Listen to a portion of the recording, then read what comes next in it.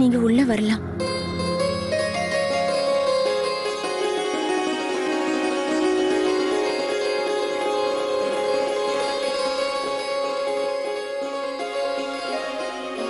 அப்பா கிட்ட இருந்து போனே வரல. பூஜைக்கு வேற நேரம் ஆயிடுச்சு. குல வழக்கப்படி இதுதான் முதல் பூஜை. முறைப்படி இது விஷாக்கா தான் பண்ணணும். இன்னும் கொஞ்ச நேரத்துல எல்லாரும் வந்துருவாங்க. எல்லாருக்கும் உண்மை தெரிய ஆரம்பிச்சிடும். நான் உங்களுக்கு ஏதாவது உதவி பண்ணட்டுமா? ஏற்கனவே நான் உங்களை ரொம்ப கஷ்டப்படுத்தியிருக்கேன். இதுக்கு மேலேயும் நான் எனக்காக உங்களை கஷ்டப்படுத்த விரும்பல. நான் என்னோட கடமையைத்தான் செய்யறேன். அப்பா அம்மா என் மேல ரொம்ப நம்பிக்கை வச்சிருக்காங்க. எந்த ஒரு சூழ்நிலையிலையும் அவங்க நம்பிக்கை கெடுற மாதிரி நான் நடந்துக்க மாட்டேன்.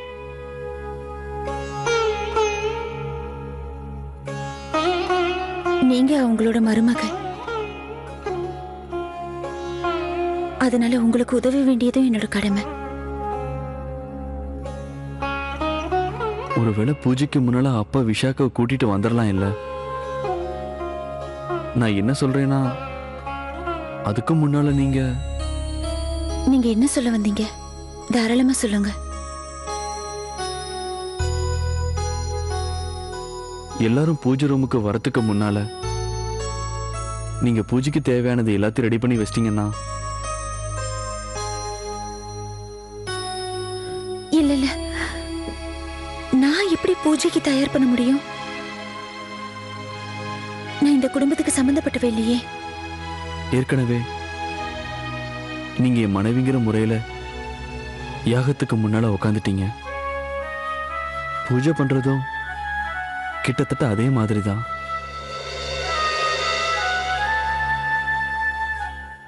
அதுல தவிர்க்க முடியாம கலந்துக்கிட்டேன்.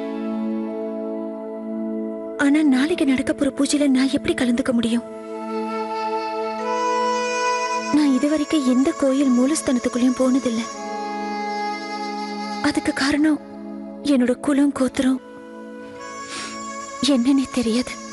ஆனா இந்த சமயத்துல இதை தவிர வேற எந்த வழியும் இல்ல. இதுல எந்த தப்பும் வராது. என்னை பொறுத்த வரைக்கும் நீங்க சாஸ்திரியோட பொண்ணு, விஷாக்காவோட சகோதரி. உங்களுக்கு முழு உரிமையும் இருக்கு. வீட்டுல பூஜை பண்றதுக்கும் சரி, கடவுளுக்கு சேவை செய்யறதுக்கும் சரி.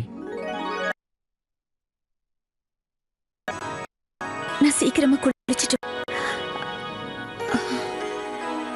அது என்ன வேணும்? அது குளிச்சதுக்கு அப்புறம் என்கிட்ட மாத்து துணி இல்லையே. அதோ அலமாரியில விஷாக்காவோட சேரி நிறைய இருக்கு. பிரதீப் என் பக்கம் இருக்கா? எனக்கு ஹெல்ப் பண்ணுவா. 1 minute. இங்க பாரு விஷாக்கா, இங்க எந்த பிரச்சனை நடந்தாலும் அது உனக்கும் உங்க அப்பாவுக்கும் இடையில மட்டும்தான். இடையில என்ன எதுக்கு பிடிச்சி இருக்கிற? ஏய், நீ சொன்னது தானே பிருந்தாவனத்துல இருந்து டெல்லிக்கு வந்தேன். நீ ரிக்வெஸ்ட் பண்ணிட்டு தான் நான் உன்னை மும்பைக்கு கூட்டிட்டு போறேன். சாஸ்திரி சார், நான் சத்தியமா சொல்றேன். இன்ஸ்பெக்டர் சார், எங்க அம்மா மேல சத்தியம். எனக்கு இந்த மேட்டர்ஸ்ல எந்தவித சம்மந்தமும் இல்ல. இந்த பாரு விஷாக்கா, இன்னையில இருந்து உனக்கும் எனக்கும் எந்தவித சம்மந்தமும் இல்ல. நான் கிளம்புறேன். பிரதீப், ஏய் பிடிங்க அவனை. ஓட பாக்குறான் பார். சார், நான் தான் சொன்னேனே. அவனை விட்டுடுங்க இன்ஸ்பெக்டர் ப்ளீஸ். என்னோட பொண்ணே சரியில்லைங்கிறப்ப அடுத்தவங்களை குறை சொல்லி என்ன பிரயோஜனம்? தேங்க்யூஸ்.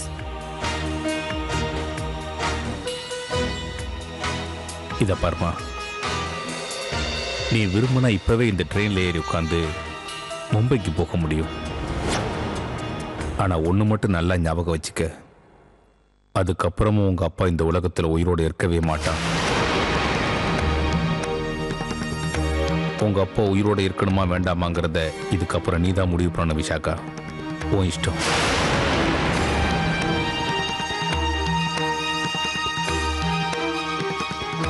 அம்மாடி, உன்னை கையெடுத்து கும்பிட்டு கெஞ்சி கேட்டுக்கிறேன், திரும்ப வந்துருமா, நம்ம குடும்பத்தோட மானத்தை காப்பாத்துமா.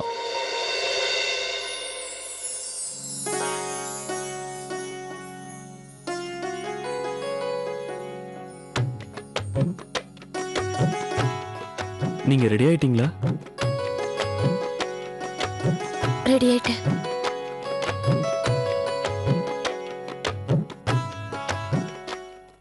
முதல்ல கீழே போய் கோவிலை சுத்தம் பண்ணணும். அதுக்கு முன்னாடி உங்ககிட்ட ஒண்ணு சொல்லணும்.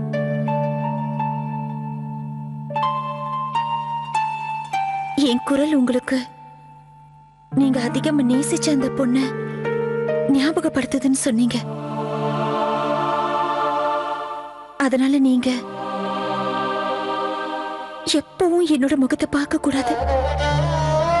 அதே மாதிரி எந்த சூழ்நிலையிலையும் நான் என்னோட முகத்தை உங்களுக்கு காட்ட மாட்டேன். சரி.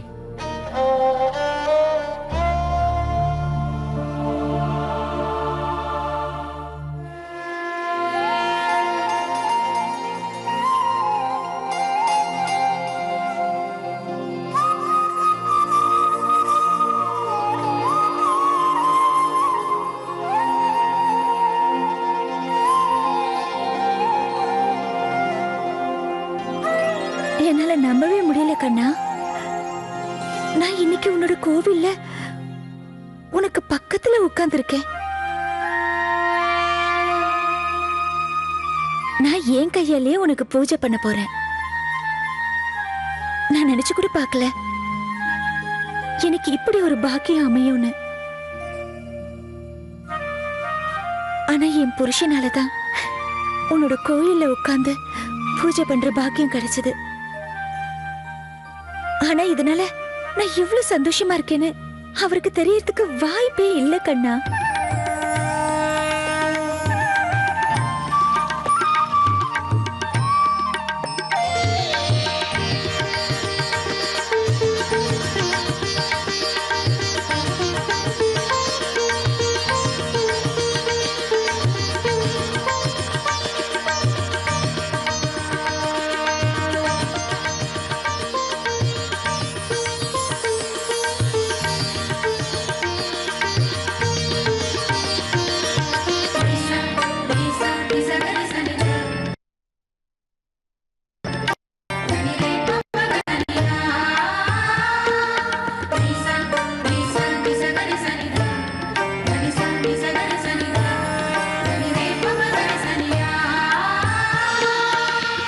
ராதிகா,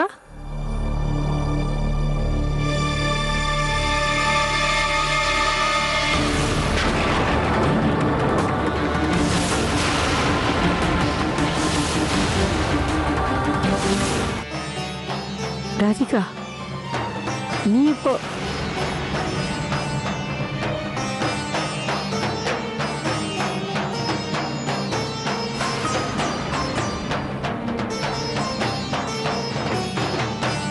ராதிகா நீ எப்போ வந்த?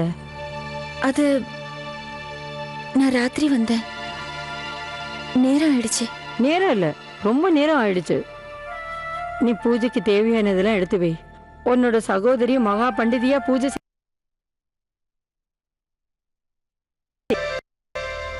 அது சரி, சின்ன மருமக எங்க? இதெல்லாம் நீயா தயார் பண்ணிட்டு இருக்க?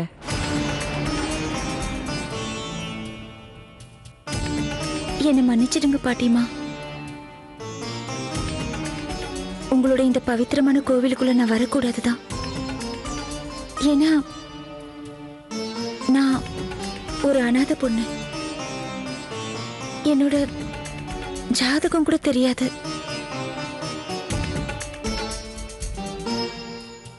ராதிகா, நான் கேட்டது நீ தப்பா நினைச்சிட்டியா? நீ கோயிலுக்குள்ள வரக்கூடாதுங்கிறதுக்காக நான் கேட்டேன்னு நினைச்சியா? அந்த மாதிரி எல்லாம் இல்லம்மா. எனக்கு அதுல எல்லாம் நம்பிக்கையே இல்லை.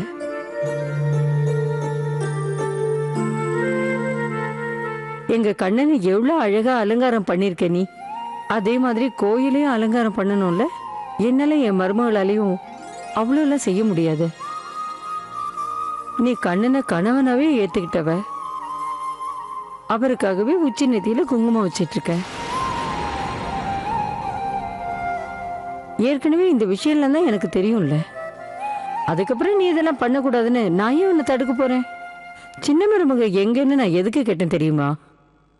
எங்க குல வழக்கப்படி அவதான் இது எல்லாத்தையுமே பண்ணணும். ஆனா பாவம் அவ என்ன வல்ல இல்ல, அதனால பரவாயில்ல.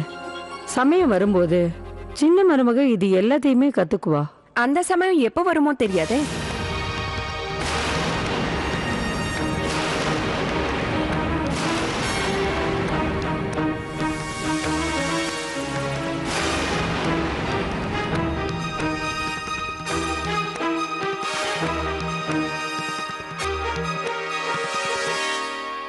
எங்க இந்த வீட்டு சின்ன மருமக?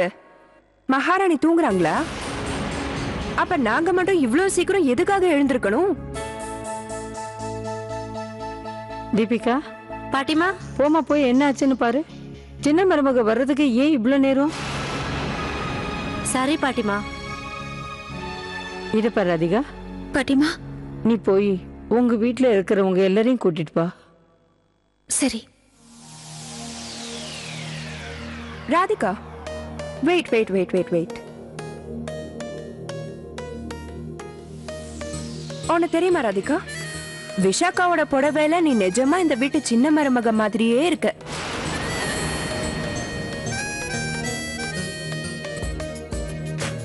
பேசாம நீயே இந்த பூஜையை பண்ணக்கூடாது? நீ பண்ணி முடிச்சேன்னா அதுக்கப்புறம் நாங்க ரூம்ல நிம்மதியா நல்லா ரெஸ்ட் எடுப்போம். என்னம்மா அது? ஏன் இப்படி பேசுற நீ? ராதிகா, இதை பாரு, நீ போ.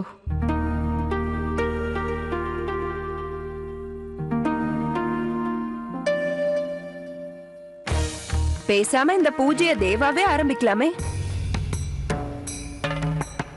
தேங்க்ஸ் சின்ன மருமக.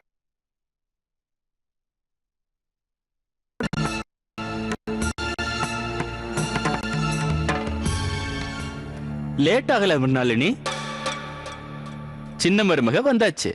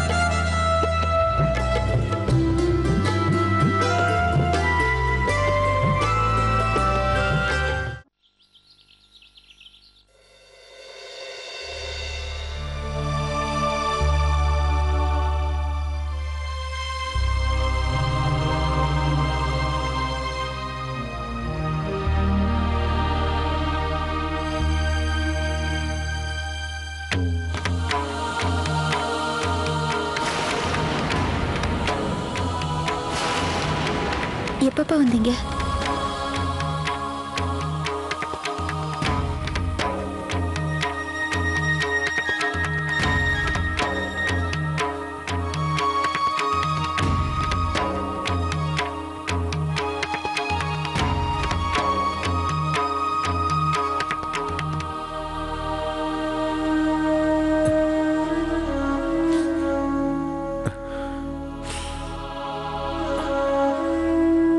எனக்கு ரொம்ப அவமானமா இருக்குமா?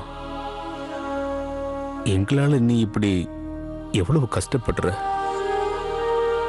நானும் எவ்வளவு அதர்மம் பண்ற. ஒரு பவித்திரமான பூஜையில மனைவி ஸ்தானத்துல போய் வேற ஒருத்திய உட்கார வைக்கிறேனே. இதுக்கப்புறமும் நான் ஒரு புரோகிதர்னு சொல்லிக்கிறதுல அர்த்தமே இல்லை. என்ன பண்ணீங்க? ஏன் இப்படி எல்லாம் பேசுறீங்க? 2 குடும்பங்களோட கௌரவத்தையும் மானத்தையும் காப்பாத்துறதுக்காகத்தான் நான் இப்படி எல்லாம் செஞ்சேன்ப்பா. இல்ல ராதிகா, இல்ல. பூஜை ஏற்கனவே ஏற்பாடா இருந்தாலும் நான் உண்மையை மறைச்சிருக்க கூடாது. நான் பண்ணது பாவம்தாமா. அந்த கடவுள் முன்னாடி நான் செஞ்ச பாவத்துக்கு பதில் சொல்ல முடியாதே. ஆனா நீ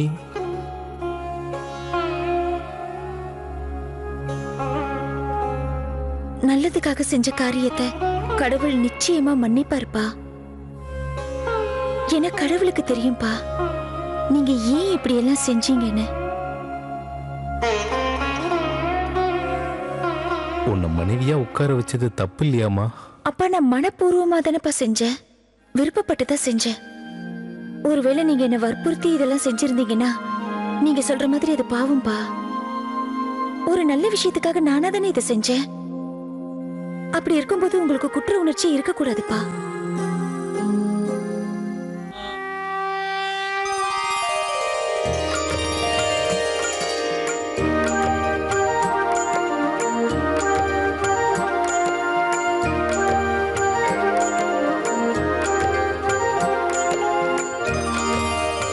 ஒருவேளை சின்ன மருமகளுக்கு பூஜை பண்றதுல இன்ட்ரெஸ்ட் இல்லையோ என்னவோ.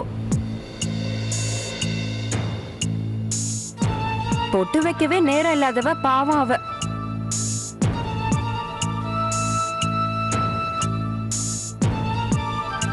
என்னாச்சு விஷாக்கா, நேத்து பூஜை பண்ணி டயர்ட் ஆயிட்டியா? ஆமா, கொஞ்சம் டயர்ட் ஆயிட்டேன். என்ன தேவா, ராத்திரி பூரா சின்ன மருமக தூங்கவே இல்லையா?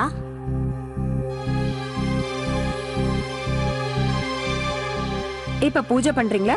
நீங்க பூஜை பண்ணீங்கன்னா நாங்க ரூம்ல போய் ரெஸ்ட் எடுப்போம். ப்ளீஸ்.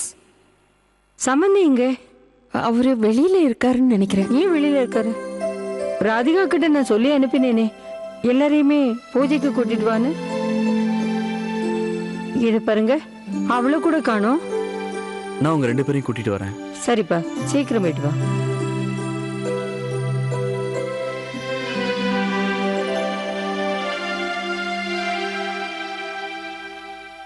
உங்க இடத்துல வேற யாரா இருந்திருந்தாலும் கண்டிப்பா இதையே தான்ப்பா செஞ்சிருப்பாங்க. நீங்க தானப்பா அடிக்கடி சொல்லுவீங்க அந்த கடவுளுக்கு எல்லாமே தெரியும்னு. அப்படி இருக்கும்போது நடந்தது அவர்கிட்ட விளக்கணும்னு அவசியமே இல்லப்பா.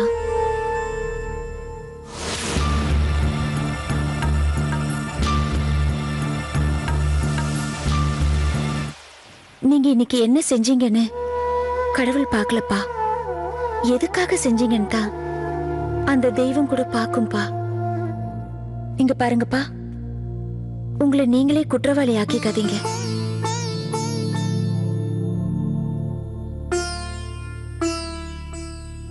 என் அப்பா எப்பவுமே சிரிச்சுக்கிட்டே இருக்கணும். நான் உங்களுக்கு குடிக்க தண்ணி கொண்டு வரேன்.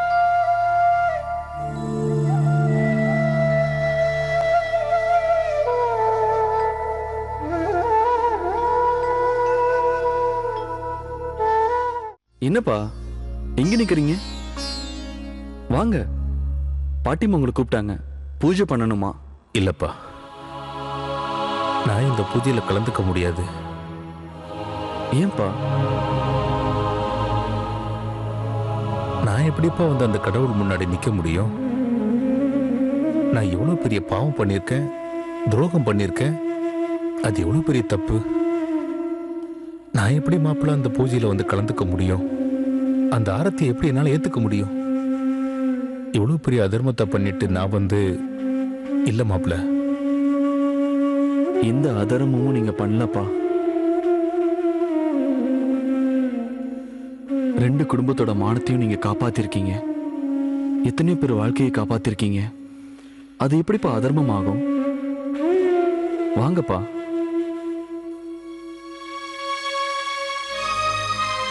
சரி, நீங்க வரலன்னா நானும் பூஜைக்கு போறதில்ல.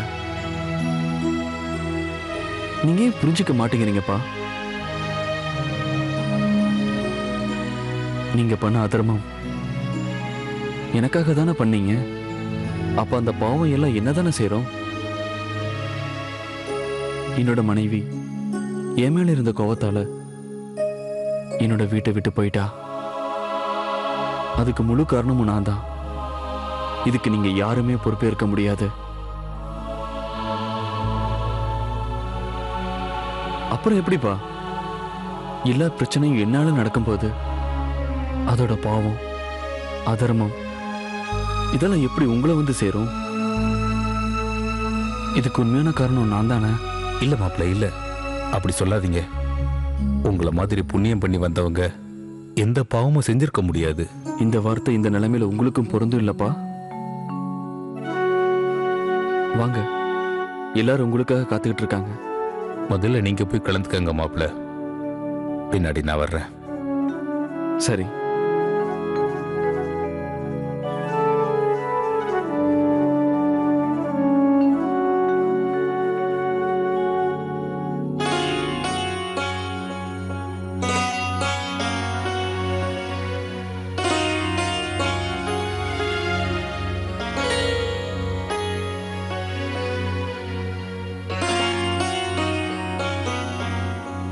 வாமா போலாம். நீங்க போங்கப்பா, நான் கொஞ்ச நேரம் கழிச்சு வரேன். இந்த பூஜை ஆரத்தில தானே என்னோட பாவம் கரைய போகுது.